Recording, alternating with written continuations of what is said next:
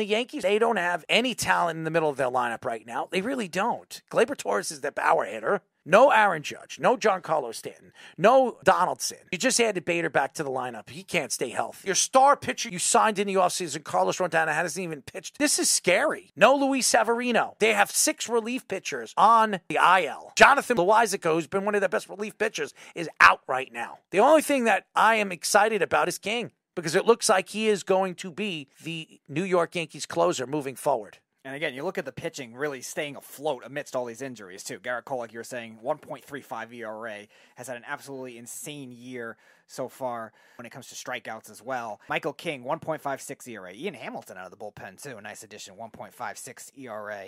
And all these guys are striking guys out. Cole, 52.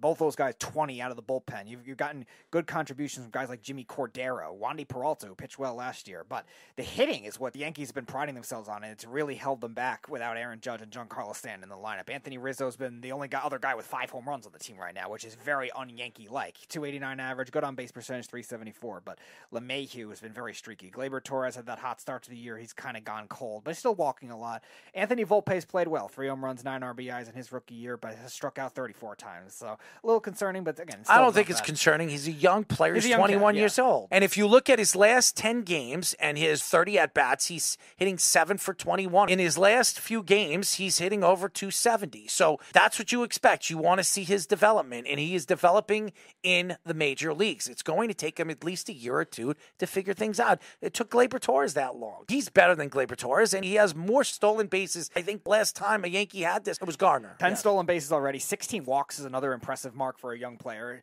And again, on-base percentage is 325 right now for Volpe. Also very impressive for a young player, 681 OPS.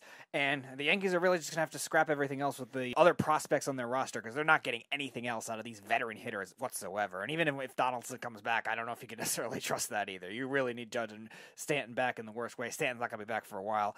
But as far as Rodon, another setback to his injury. It seemed like his forearm is good now. He would have been ready to come back probably next week if that was the case, but now a back injury probably going to keep him out another month. And again, his contract is still very good, but I guess you could see why teams were reluctant to give him the $30+ million that he was originally requesting. If he could stay healthy, they have a great 1-2 punch. The way Garrett Cole is pitching, and you get Carlos Rodon, you have back-to-back pitchers that can give you back-to-back wins, and that could get the Yankees back into this race. Mm-hmm. But hopefully they can come back and they can start getting runs. And Aaron Judge should be back in the next week, right. So at least you're adding another bat to this lineup, and hopefully they figure things out. It's still early. I'm not really worried about it. I think they're 30 games into the season. They're not even in a quarter of the season yet. So 16 or 17 more games, and then you're probably going to have to start worrying if they can't catch up to these teams. If you're a Yankee fan, there is a lot of questions of where they go, and this could be the last year for Aaron Boone if this team doesn't make the playoffs. It could really much sell to the Yankee fans that they have to move on as far as the manager is concerned. Max Scherzer and Justin Verlander returns for the Mets. Max Scherzer looks horrible. I told the Met fans that this was a bad signing. We had from the Nationals, Rick Giroli, who told me, oh, you don't know what you're talking about, blah, blah, blah, blah, blah. He's never been hurt. This guy's been one of the best pitchers in baseball. He comes to the Mets, and he's been absolutely garbage. He has not been the same since he hurt his shoulder when he played in the playoffs for the Dodgers. He's not the same pitcher. Who would have thought starting pitching would be the weakness for the Mets? Nobody. And Justin Verlander, he looked good in his first pitching opportunity for the New York Mets. He gave up 2 home runs in the first inning, but after that, he shut him down. I don't think Justin Verlander is the problem, but he might become the problem after Max Scherzer opts into his contract next year. They're old pitchers, man. They have nothing